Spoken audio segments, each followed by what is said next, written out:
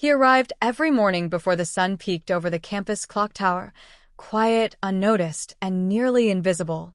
Students rushed by him, professors ignored him, and even the security guards offered only the occasional nod. To them, he was just the janitor. Old boots, faded flannel, a mop always in hand. But what they didn't know was that behind those tired eyes was a man who once slept in libraries instead of beds, who once scribbled ideas on napkins because he couldn't afford paper. He had once been homeless, scraping through shelters and soup kitchens. Now, he swept through lecture halls, picking up after minds who thought he had none. It was during a late-night shift that he overheard the conversation, one that would light a fuse that had been smoldering inside him for years. "Can you believe the janitor was reading philosophy? He asked me if ideas are owned or shared." A deep, smug voice echoed through the hallway. "I told him to stick to mops and buckets. Leave the thinking to those who get published." The voice belonged to the college's most acclaimed professor, a man with bestsellers under his belt and a reputation as razor-sharp as his critiques. His lectures were packed, his ego even more so.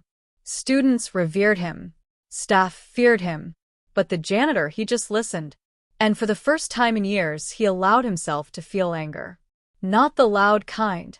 The quiet, focused kind that sharpens resolve like a blade. That night, he pulled out his notes. Years of scribbled thoughts, stories, theories, and questions. He had always written for himself, never thinking the world would care to read the ideas of a man it never saw. But now he wrote with purpose. Not revenge. Proof. As the days went on, he edited in the broom closet during lunch breaks. At night, he typed in the corner of the public library, where no one knew his name. He gave his manuscript a title that no algorithm would predict: The Dust Between Us. It was about class, intellect, and invisibility. But layered within it were metaphors, parables, and a raw truth that resonated with every soul that ever felt unseen. When he finally self-published it online, he did so under a pseudonym. No photo, no credentials, just words. The first week, a dozen downloads. By the third week, a TikTok book reviewer broke down crying while reading a passage aloud. Asterisk, "You called me janitor. But dust is what we all return to, isn't it? And I, more than anyone, know how to see the beauty in what others sweep away." Asterisk. It exploded. Readers from all walks of life began quoting his words. Teachers discussed his themes in classrooms. Bookstores couldn't keep it in stock. The janitor's book, people started calling it, though they still didn't know who the author really was. Meanwhile, the professor released his latest book, Civic Consciousness in Postmodern Theory *, a dense, academic piece that critics found cold, disconnected, and, ironically, tone-deaf in a world craving connection. His lectures began to thin. Students whispered about the book that actually made them feel something. The professor grew bitter. He called it a fad, a childish fantasy. He claimed real thinkers didn't care for emotional pandering. And yet, one day, in a lecture he never finished, he held up The Dust Between Us and scoffed. "This is what we've come to? Prose from a nobody, worshipped as wisdom." A student raised their hand quietly. Maybe the reason it's resonating is because it speaks like it remembers what it's like to be us. That moment was filmed. It went viral. The author's identity became the internet's favorite mystery. Think pieces speculated. Was it a professor in hiding?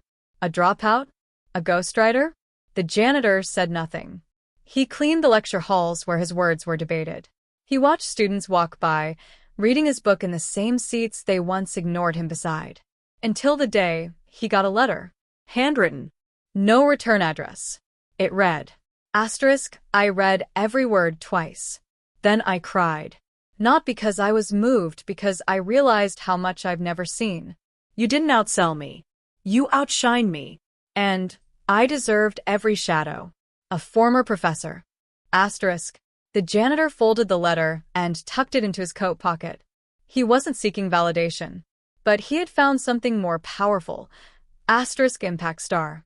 The kind that changes people. The kind that makes invisible hands feel seen. He donated the book's profits to programs for underprivileged youth, kids like he once was. He stayed anonymous, never stepping into the spotlight. But slowly, people on campus began to look at him differently. A nod turned into a hello. A hello into a conversation. Some asked what he was reading, others what he thought. They still didn't know. Not really. And that was fine. Because sometimes the greatest voices are the ones no one hears coming. Until they do. And when they do, they never forget. The final scene. A new freshman drops their philosophy textbook. The janitor picks it up, hands it over with a quiet smile, and asks gently, "Ever think about who gets to ask the questions?" The camera pans out. The book he wrote, dog-eared and worn, is tucked under the student's arm. Fade to black.